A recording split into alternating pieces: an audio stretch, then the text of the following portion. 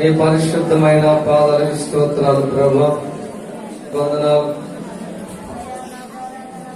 దేవా. మీ వాక్యము ద్వారా కూడా ఈ మధ్యాహ్న కాలం మాట్లాడండి. ప్రతి గలిబిలి తొందర తొలగించండి. యేసు నామమున అడుగుచున్నాం తండ్రి, ఆమేన్.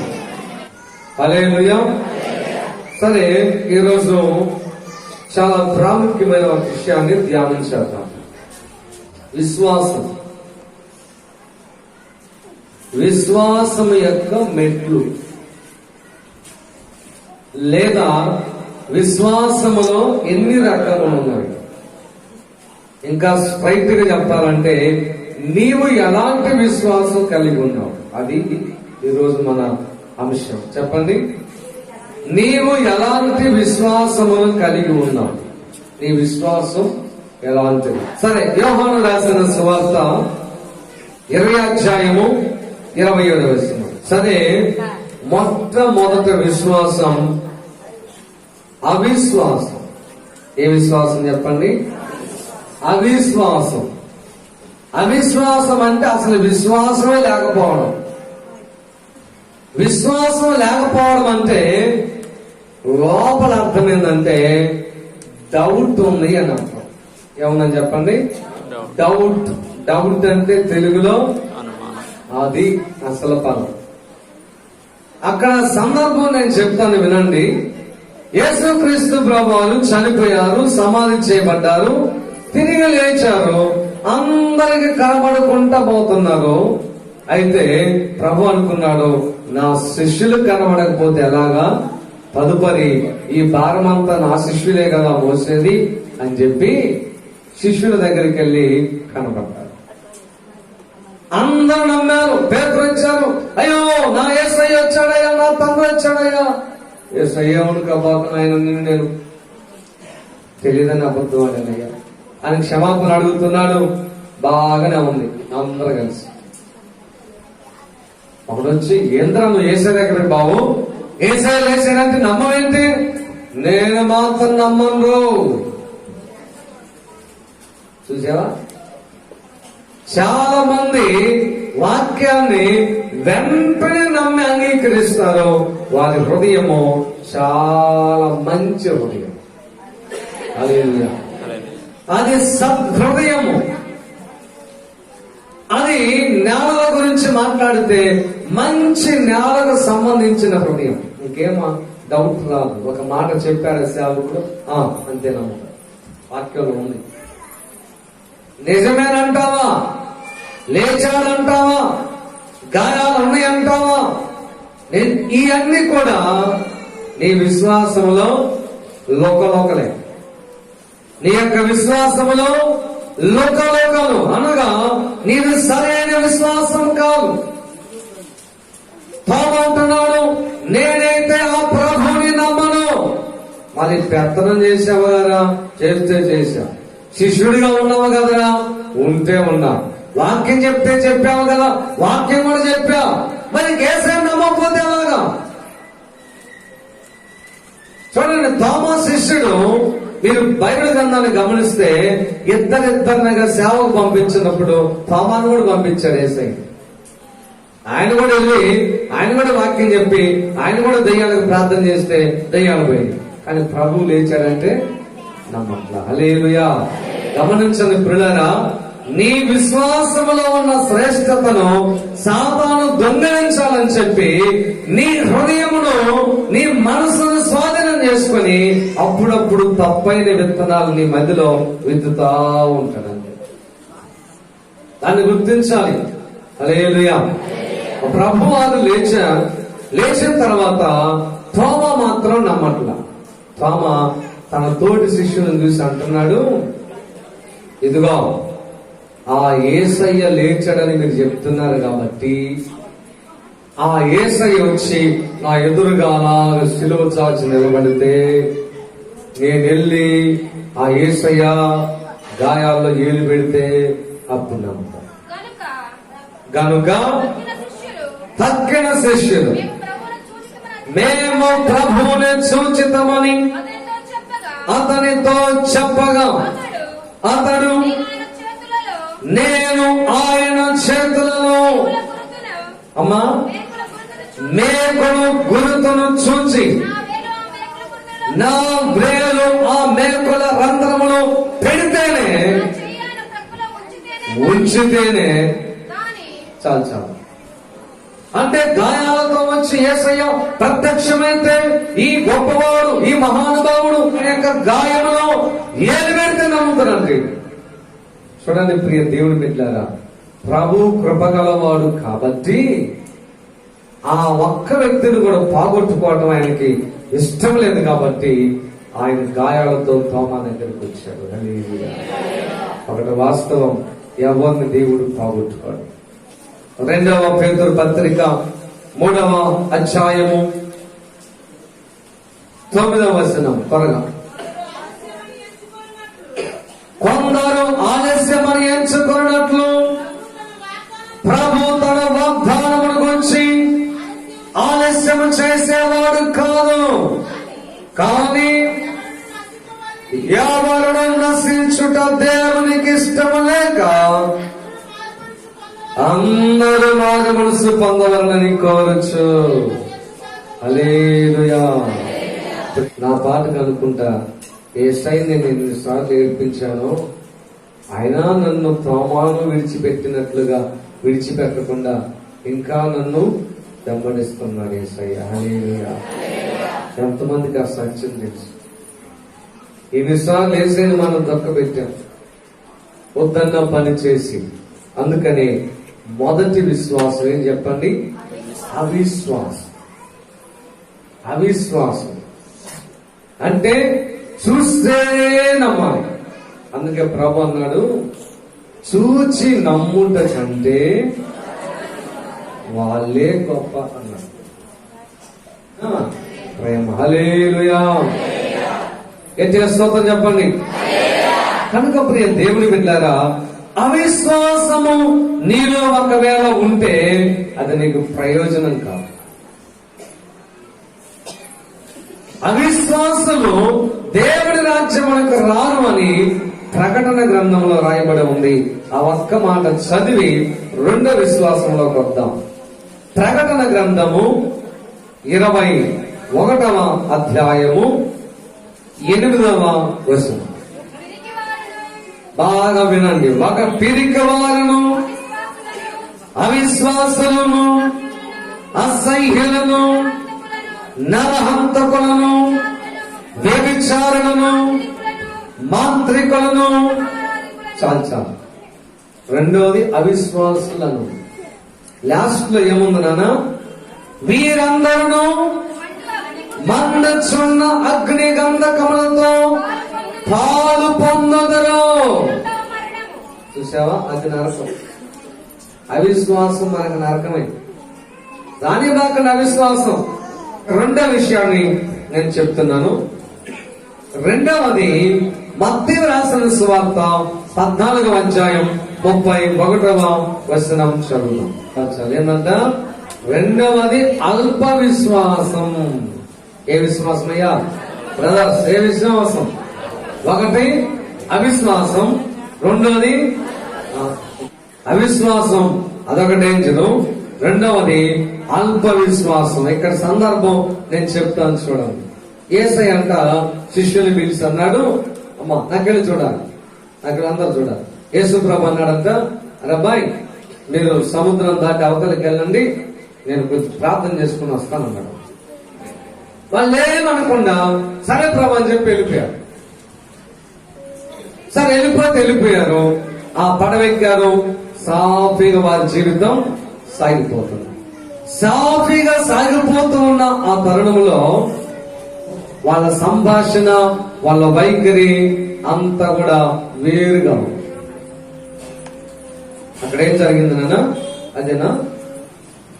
సరే అది సరే. మొత్తానికి వాళ్ళు అలాగా జీవితం సాఫీగా సాగిపోతా ఉంది. తెల్లవారుజామున యేసు ప్రభు చెప్పినట్లుగా వాళ్ళ దగ్గరకు వస్తున్నారు. రాత్రి 4వ జామున సముద్రం మీద నడుచుకుంటా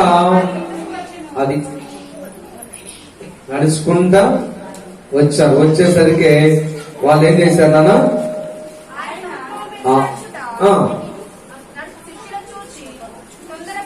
తొందరపడి బోధమని చెప్పి కేకలు వేసింది. సరే, ఇక నేను చెప్తాను సందర్భం, టైం అయింది. ప్రభు సముద్రం మీద నడుచుకుంటూ వస్తున్నారు.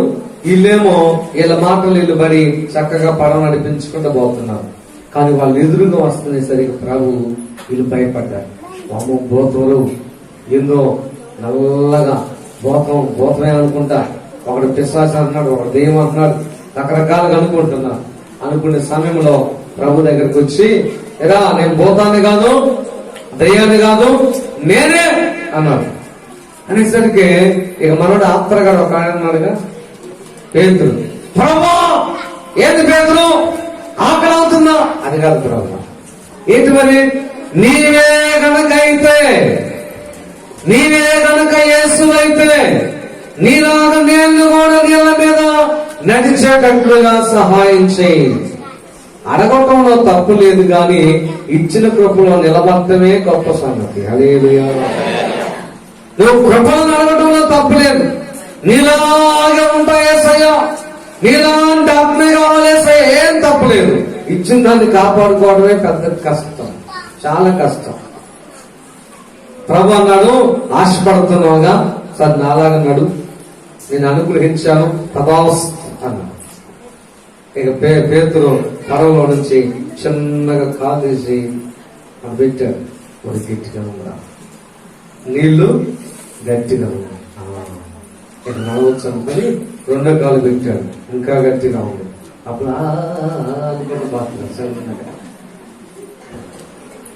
దేవుడు అనుమతించాడు, నడు, అయ్యో మీకు స్తోత్రమయ్యా, నీలాగా నడిచే కృప ఇచ్చావు, భవిష్యత్తుని నీ గురించి చెప్పుకుంటానయ్యా, ఎంత గొప్ప దేవుడు నాకు తెలియదయ్యా అని చెప్పి కృతజ్ఞత హృదయం కలిగి నీవు జీవితాన్ని కొనసాగించు.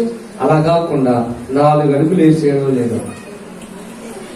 దేవుడు అన్నాడు, స్తోత్రం, వీడు నడక ఎంత బాగుంటుందో తెలుగుతాను. హల్లెలూయా. ఇప్పుడు ఒక రీతిగా ఉండి 10 నిమిషాల్లో తేడా పడేందుకు మళ్ళీ ఇంకొక విశ్వాసం వస్తే అది అల్ప విశ్వాసం. ప్రతప్పుడు భలే కాలు పెట్టాడు, బాగుంది అబ్బా, గించిగా ప్రభు నేను ఉంటాయిగా, ఆయన నడిచాడు, నేను నడిచాను. చదువు నేను అన్నమాట, వాడు గాలిని చూచి భయపడి మునిగిపోసాగి, ప్రభు నన్ను రక్షించమని కేకలు వేశాను. హల్లెలూయా. చుట్టూ ఉన్న గాలి. ఇక్కడ ఒక సంగతి కూడా గుర్తించాలి, నీవైనా నేనైనా పేతురైనా ఏలి అయినా మానవులమే. యేసుక్రీస్తు ప్రభువు కూడా మానవుడి వలె భూలోకానికి వచ్చాడు. ఆయన తన బిడ్డలుగా మనల్ని స్వీకరించాడు. ఓకే, దేవుడు నిన్ను కూడా పేతురు వలె నడిపించగలవు, కానీ నీవు గాలిని చూసేంత వరకు మునిగిపోతానే ఉంటావు. గాలి అనగా శోధన. ప్రభు వాక్యాన్ని నమ్మావు, నువ్వు యేసు వైపే చూడు. చక్కగా సముద్రం మీద నడుచుకుంటే యేసే దగ్గరికి పోగానే ఆయన నిన్ను ఎత్తుకుంటాడో, హత్తుకుంటాడో, నెత్తిన కూర్చోబెట్టుకుంటాడు. హల్లెలూయా. మనుషుల వైపు చూడవాక ఇతను ఎప్పుడైతే తన చుట్టుపక్కలనే గాలి వైపు చూశాడో, చూసిన వెంటనే మునిగిపోతా ఉన్నాడు. ప్రభు దగ్గరకు వచ్చి అన్నాడు, కేకలు పెడతా ఉంటే ప్రభు ఏమన్నాడు రా, వెంటనే యేసు చెయ్యి చాపి పేతురును పట్టుకుని, అల్ప విశ్వాసి ఎందుకు వచ్చిందే కాబట్టి ప్రియ దేవుని బిడ్డలారా, అల్ప విశ్వాసము నిన్ను ముంచి వేస్తుంది. అది గుర్తుపెట్టు. అవిశ్వాసము నేను నరకానికి తీసుకుపోయింది, అల్ప విశ్వాసం నిన్ను నది సముద్రములో ముంచేసింది. నీ భక్తి జీవితాన్ని దేవుడి రాకడ వరకు కొనసాగనివ్వదు అల్ప విశ్వాసం. నీ యొక్క భక్తి జీవితాన్ని దేవుని రాకడ వచ్చే వరకు కొనసాగనివ్వకుండా మధ్యలో నిన్ను ముంచి వేస్తుంది. ఏ విశ్వాసం?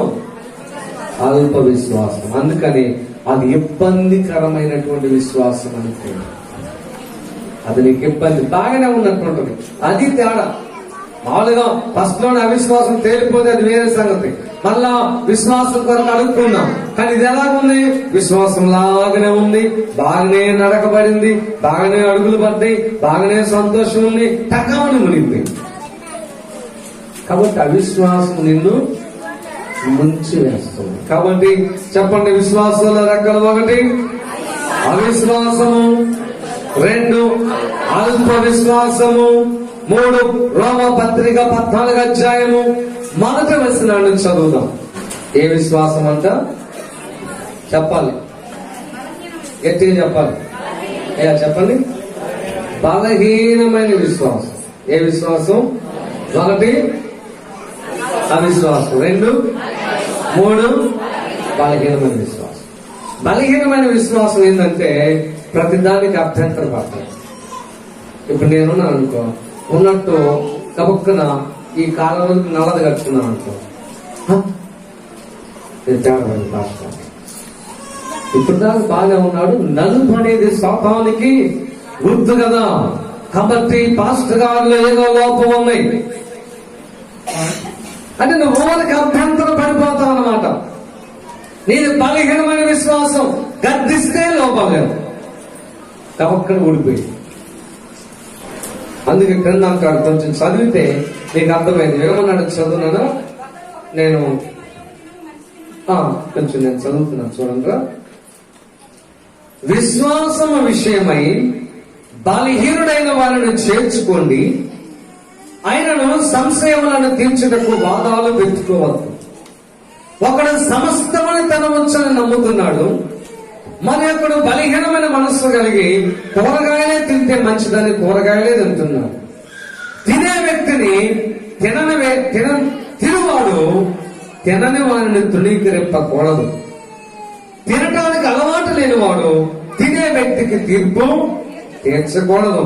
ఏలనగా దేవుడు ఆ బలహీనమైన వ్యక్తిని చేర్చుకున్నాడు. పరుని సేవకుడికి తీర్పు తీర్చుటకు నీవు ఎవడను?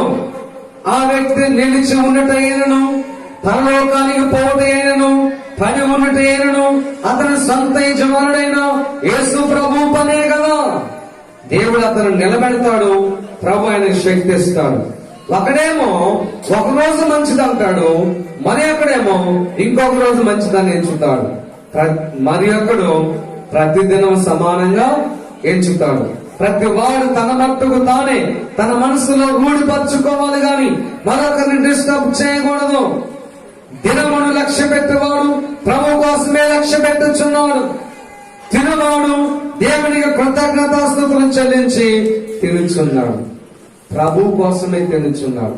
తిననివాడు ప్రభు కోసం తినటం మంచిది కాదని మానుకుంటున్నాడు, దేవునికి కృతజ్ఞతాస్తుతులు చెల్లించుచున్నాడు. మనలో ఎవడును తన కోసమే బ్రతుకడు, ఎవడును తన కోసమే చనిపోడు. మనము బ్రతికినను ప్రభు కోసమే, చనిపోయినను ప్రభు కోసమే. హల్లెలూయా. కాబట్టి ఈ వ్యర్థ వివాదాలు వద్దు. ఈ బలహీనమైన మనసు నుండి అన్నిటికీ అభ్యంతర పడతాం. ఏమే అన్నారు అనుకో, నన్నే అంటారు. వాళ్ళ కానుక వస్తున్నాం అనుకో, అంతే నన్ను మమ్మల్ని. బలహీనమైన మనసు. బలమైన మనసు ఏంటో తెలుసా? గద్దింపులైన, దిద్దుబాటులైన దేనికైనా నిలబడతారంటే. హల్లెలూయా.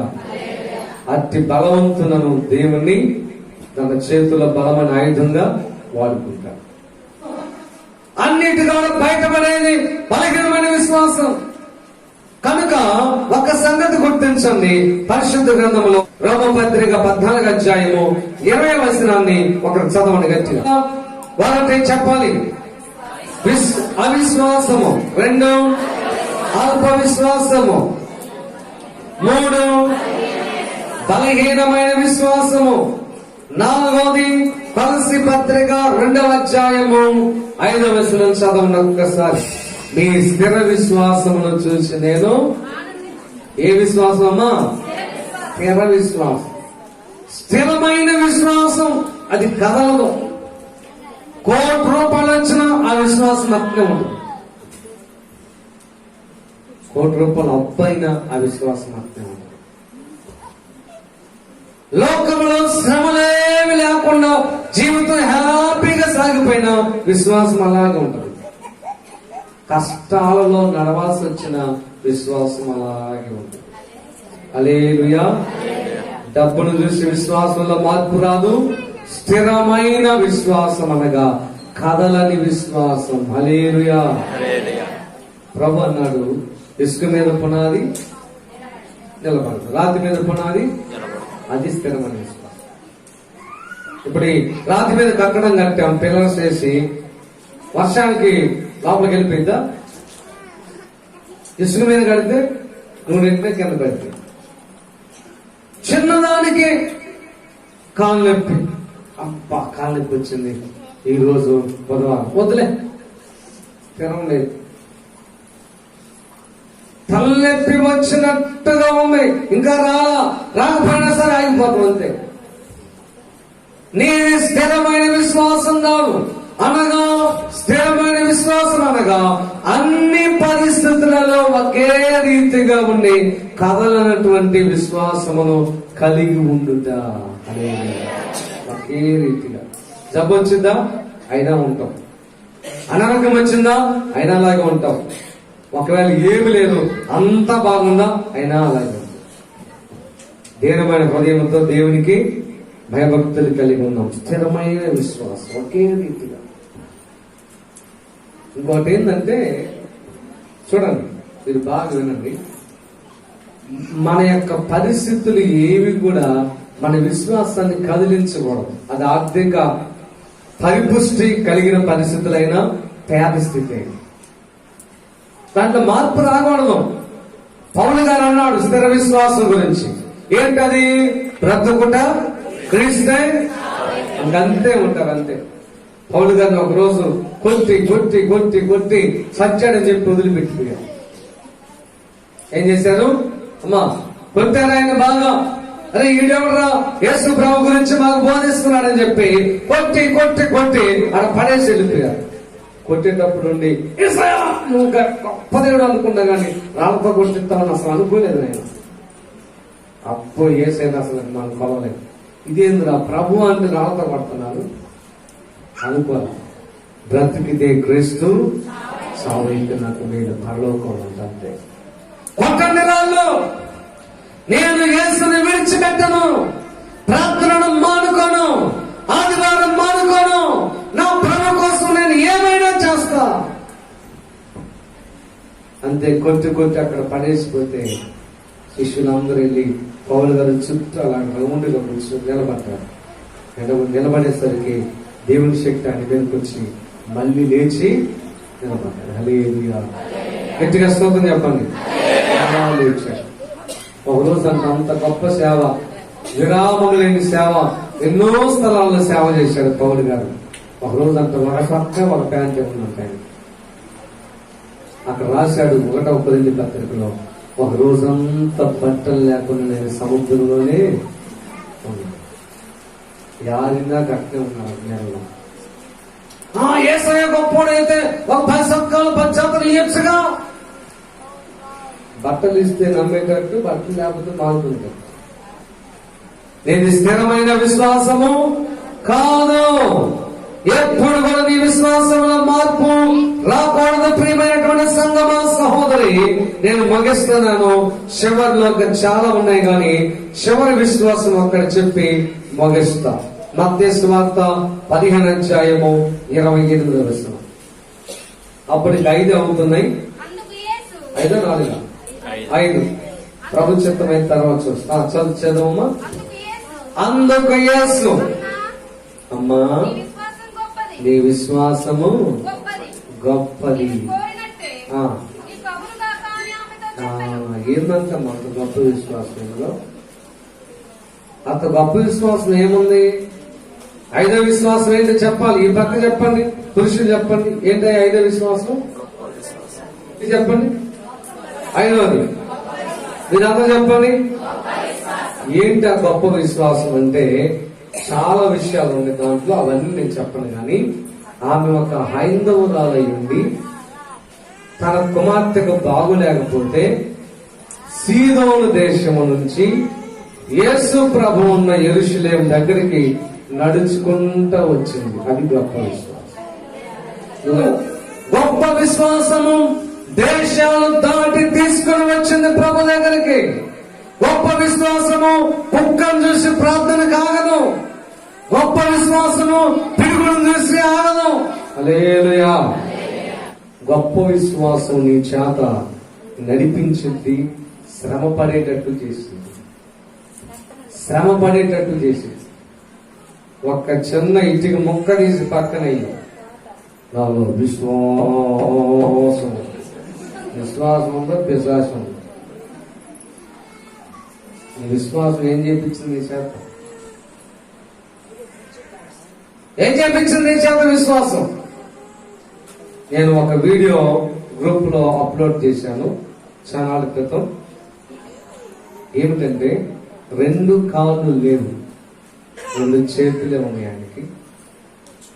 ఈ చైర్ తీసుకున్నాడు. వీల్ చైర్ అంటారు. Wheel chair. ఆ వీల్ చైర్ కూర్చొని ఒక మాపింగ్ స్టిక్ అంటే బండ్లు తుడుస్తారే కర్ర తీసుకొని మొత్తం ఊడ్చి తుడుతా ఉన్నాడు. బండి నెట్టుకుంటా ఉన్నాడు. అది విశ్వాసం, గొప్ప విశ్వాసం. హల్లెలూయా. అప్పుడు ప్రభు వెంట ఆమె వస్తా ఉంది. ప్రభు వెంట వస్తా ఉంటే ప్రభు అంతా నెలకొని పోతా ఉన్నాడు. పోతా ఉంటే ఆమె వెనక పక్కకు వచ్చి, ఓ యేసయ్యా, ఓ దావీదు కుమారుడా, మాది సీదోను దేశమయ్యా. ఎవరమ్మా నువ్వు అని కూడా అనలా. ఆమెకు అసలేం పట్టించుకోకుండా నెలకొని పోతున్నాడు. ప్రభు ఆమెను గమనించడానికి పట్టించుకోవాలి. హల్లెలూయా. ఆమె తిరిగి వెనక్కపోతుందా, కార్యం జరిగేదాకా నిలబడుతుందా, అయినా పట్టించుకోవాలి. శిష్యులుండి ప్రభా ఓ దావీదు కుమారుడా, నా కూతురు బాగలేదు, బాగు చేయి. ఇదే ఆమె స్పంద పెట్టుకుంది. ఆయన ఏమైనా పంపించమంటావా? పంపించబా. చూద్దాం ఆ విశ్వాసం, చూద్దాం ఆమె యొక్క విశ్వాసం. ఆ తర్వాత ఏమన్నాడు తెలుసా? ప్రభువారు అప్పుడు వెనక్కి తిరిగి చూసి అంటున్నాడు, అమ్మా ఒక మాట విను, నేను ఇశ్రాయేలు ప్రజల కోసం వచ్చా, మీలాంటి అన్యుల కోసం రాలా. ఉంది అయినా కానీ ఎన్నికలు పడతానే ఉన్నాయి. చూద్దాం ఏమి విశ్వాసం అనుకొని మనలనుకో బాంబు పిలిచాడు. ఏందా బాంబు తెలుసా? అమ్మో చదువు. అందుకైనా పిల్లలకు వేసే రొట్టె తీసుకొని కుక్క పిల్లలకు వేయట మంచిది కాదు. ఏమన్నా దాని అర్థమేం చెప్పండి? అమ్మా కుక్క పిల్లలు మీరు, పిల్లలేమో ఇశ్రాయేలు ప్రజలమ్మా. మా పిల్లలకు రావాల్సిన ఆశీర్వాదాలు, స్వస్థత కార్యాలు కుక్క పిల్లలతో సమానం, కుక్కలతో సమానం. మీకు నేనేను అన్నాడు. చాలా మంది అంతే. నాకు గమనించండి, ఎవరికి తిట్లో వాళ్ళకి దీవెన ఎక్కువ. నీతిమంతులు నన్ను గద్దించుట మేలు, వాళ్ళు నన్ను కొట్టుట అభిషేకం. పనికిరాను అయిపోతున్నా అన్నానంట. నేను నా మనసు అంతా నేను బిడ్డనట్టు అన్నాను. వాళ్ళ కాకూడదయ్యా, ఎటు గొప్పడా వాళ్ళు. ఎవరిని తిడతామో వాళ్ళ మీద దృష్టి ఉంటుంది. అది విశ్వాసం. గొప్ప విశ్వాసం ఏంటంటే నిన్ను తిట్టినా, కొట్టినా, నెట్టినా నువ్వు పోగొడవు. చెప్పండి, పోగొడవు. హల్లెలూయా. అప్పుడు ప్రభు అనుకున్నాడు, ఇదిగో ఈమె గొప్ప విశ్వాసం కలిగింది. ఆమె వైపు చూశాడమ్మా, నిన్ను నేను తృణీకరించినట్లుగా మాట్లాడాను. కోసం నేను రాలేదన్నా కానీ నన్ను గమనించాను.